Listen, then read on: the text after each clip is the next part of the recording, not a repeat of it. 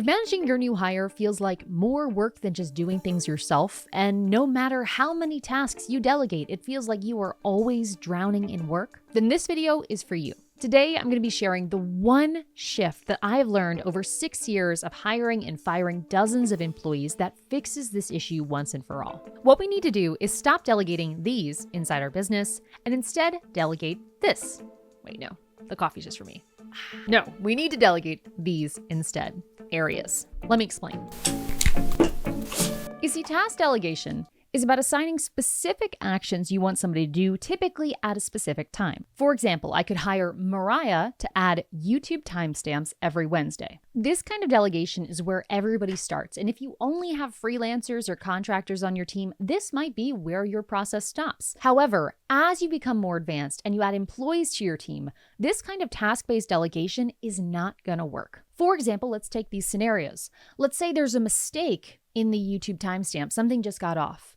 Or maybe there's a new course you want to add to the YouTube description. You created this course called Task Plunger to help people delegate, which is free in the description below, and you want to get it added into retroactive YouTube descriptions. Or maybe there's a new trend or best practice in your industry, like maybe everybody wants to add GIFs of dancing lobsters in the YouTube description, and that is a hot trend you don't want to miss. In each of these scenarios, you need things to be done that are related to Mariah's tasks, but they're not what you assigned her. So the only way she's going to know that she needs to do these things is if you tell her. You're going to need to tell her there's a mistake and hey, go fix it. You're going to have to tell her, hey, go add this course here. Or you're going to have to do the research, learn the trend, explain the trend to Mariah, and hope that she implements it. In all of these cases, you are becoming the bottleneck. You're still involved in this area of the business, even though you delegated it. And in fact, because you're not doing it every day, it might actually feel harder to jump in just for these little exceptions than it would be if you just did the whole thing yourself. This is why we want to go with areas instead. When we talk about areas, we want to take sections of our business and assign responsibility, assign ownership to an individual. In this case, that might look like Mariah owns YouTube descriptions. Ugh.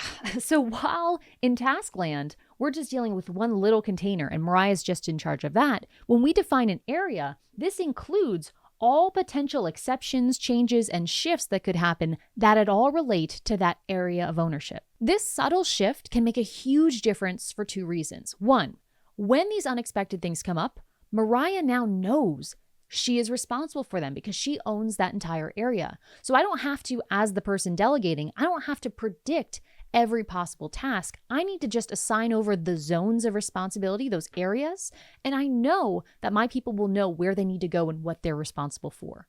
The second benefit is the amount of brain space this frees up for me as the manager. When these kinds of issues happen, I'm not getting pulled in to redelegate them. I don't need to be involved at all because now they occur.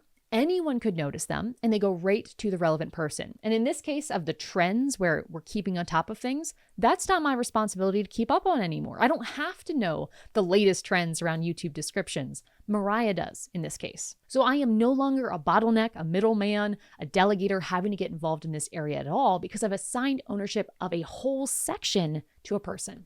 And you know, one of the most beautiful things about this whole shift is that to really make it happen, all we're doing is changing a few words inside our job descriptions. So Mariah owns YouTube timestamps or Mariah owns YouTube descriptions. By shifting just a few words in a job description, we make sure that things that come up that are unexpected, which are guaranteed to happen at some point, don't end up on our plate, which makes delegation actually feel like delegation. But wait, there's more. God, that was cheesy. If you're a bit more advanced and you want to fix this delegation trap, not just for specific parts of your business, but for the entire business, here's a pro tip for you.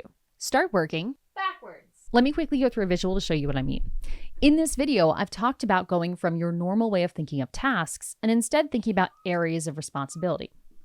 And this is a great next step.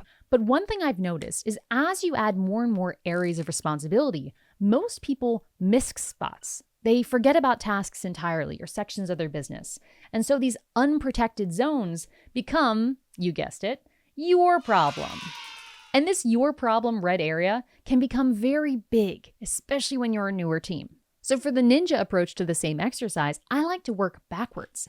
And rather than go from tasks to areas, like we did over here, I like to go from the overall business view, break that into areas, And only once I start defining those areas do I actually go through and add tasks inside each of the areas. By going through this approach and making sure that every spot in your business has a name, has a title, has an area, you can then intentionally decide, all right, which of these bricks, which of these areas is going to be a your problem zone. And it's not something you find out because, oh gosh, no one else knows how to do this and no one else is covering it. It's something you plan from the get-go at the 1,000-foot view. Now, this second exercise is definitely more advanced, but when we work with clients to systemize their operations inside process-driven foundations, this is our go-to exercise and something we've implemented for more than 1,900 teams. So if this is something you'd be interested in for your business, check out the link in the description below for how you can work with us to make this happen. And if you enjoyed this video, write the word tip in the comments below. That will act as a vote. And if we get enough votes on this video, we'll make this quick tips type of video a series so you can get more content just like this. So write tip in the comments if you'd like to see more, or if you find yourself with some time to kill, you might find it helpful to get an overview of what systemizing your business actually means. And that's exactly what I cover on this next video here on the end screen. And as always, no matter what you do next, remember to enjoy the process.